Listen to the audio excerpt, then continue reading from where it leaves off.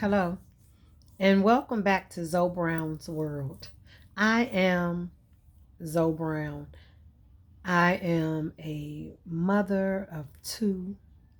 I am a grandmother of 2.5 with a grandson on the way in a couple of days. Well, maybe maybe let's say a few weeks. Um, I am an educator, a teacher. I've been a teacher for almost 28 years. In August, it will be 28 years that I have been in the field of education. Um, I've had so many experiences that I can't even begin to talk about in this short time. But know that teaching is what I do. Um, and teaching, reading, and writing is my passion.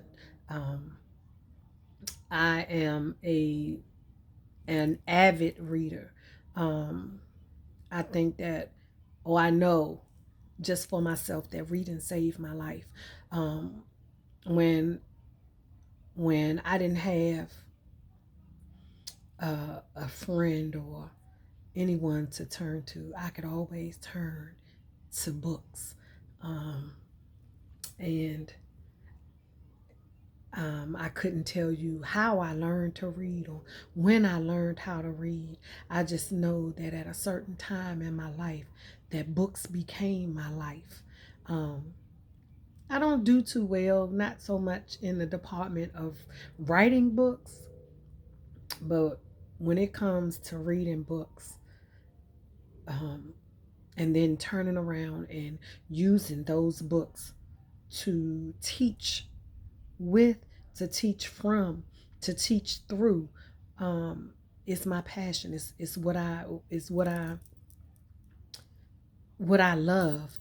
Um, and as a teacher, I know that teachers don't always have time to sit down and really read, you know, a book and to pull out all of the vocabulary from the book, to think about all the things and the experiences and all the connections that your, or the questions that may come up that your students might ask, or the connections that they may make, or just is I can't explain it. I can't even put it into words. um I began really focusing on reading when my children were younger. Um, it wasn't my plan to go into education after I graduated from Talladega College in Talladega, Alabama. That was not my plan. Um, my plan was to go to law school, and that didn't really happen. I graduated. I got my first teaching job like maybe 6 months after I graduated, and I went to teach. I left DC and went to teach in Bruton, Alabama. And that's probably a story for another day. Let me just tell you, it was different. I thought that Talladega was small when I got there from DC. Heck, I thought that Cape Charles, Virginia, where I grew up, was small until I got to Bruton, Alabama. But anywho, I went to Bruton. I stayed. I probably, let me just say, I stayed till winter break. And when winter break came, I was like, deuces, I'm out. I couldn't do it. Um, and I came back home. Um, Probably sometime after that,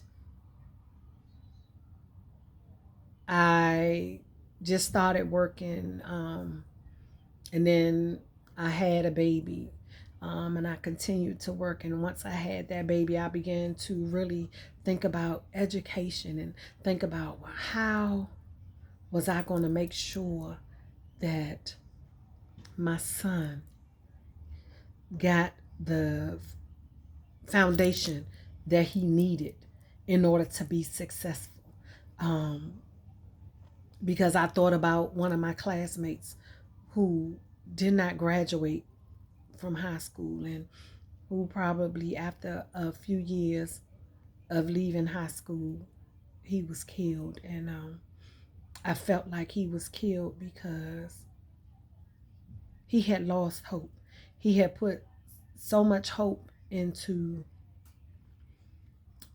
being this big athlete, this superstar athlete, and it didn't work out. And it didn't work out because of the academics. And so it was then that I made up in my mind that if I ever had children, that my children would be scholars. They would be intellectuals. They would be speakers and writers and readers, and so I set out on this journey of learning all that I could learn about teaching and learning. And then it came to a point where one of my children struggled in reading, and I couldn't understand, well, how is it that I am teaching and working with somebody else's children and they're learning and they're growing every day, and then my own child is struggling? And so I began to learn about reading, the acquisition of reading, the process of learning to read. And I've been a reading connoisseur of sorts, um, a reading specialist, um, a reading coach, an interventionist, a reading interventionist, a tutor of reading since then.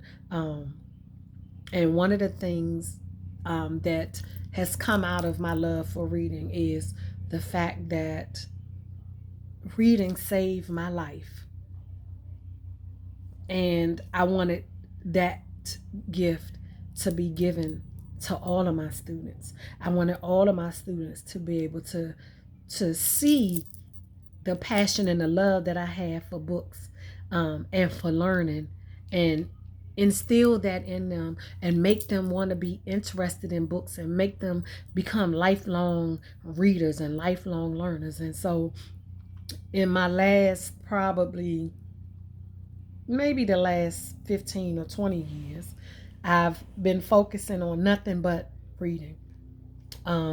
And not just reading a book, but being able to look at standards and find books and texts that my students can relate to. One of the things that I'm so thankful for within the last few years is, this shift of culturally relevant teaching, and or culturally relevant pedagogy, and making sure that students see themselves in books, that they have access to books with characters that look like them, that act like them, that speak like them, that whatever that is, whatever they are, there's a book for it.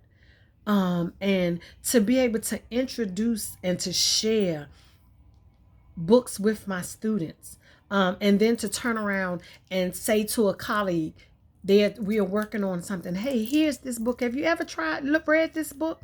This would be an excellent book to either teach or introduce a standard, to either teach or introduce or expand on a theme, to even use books to discuss the hard things, to use books to look at perspectives, different perspectives in history, to make sure that all of our students, all of them, are included. The research says that if a student of color has a teacher that looks like them, or that is of that same maybe color or race or ethnicity, that they are 13% more likely to go to college.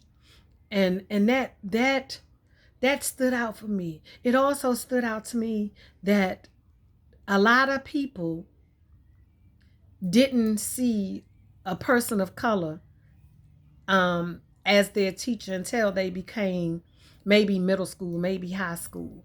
And I was fortunate, once I left Cape Charles, and moved to DC, when I was 12. I was fortunate in the fact that all of my teachers in junior high school and almost the majority of my teachers in high school looked like me. They were black women and black men. And even though in high school we had to read Shakespeare, Hamlet and Macbeth, and we had to read The Raven, and Paradise Lost, and some other books, I still had a love for reading and learning. And I read, I think, The Bluest Eye when I was in 8th grade. And then I don't think I read another book by a black author until my first year of college, maybe. Because I went to an HBCU. I went to Talladega College in Talladega, Alabama.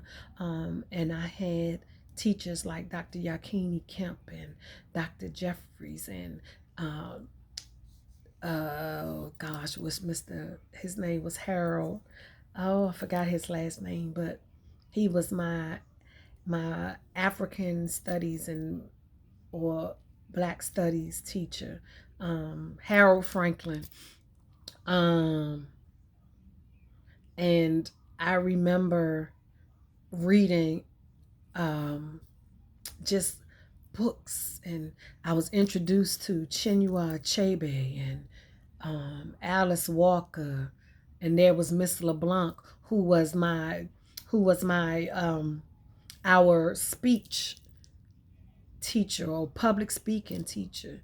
And then she introduced us to public speaking, and we read short stories. I remember reading Sonny's Blues, and I became a Langston Hughes and a Richard Wright fan.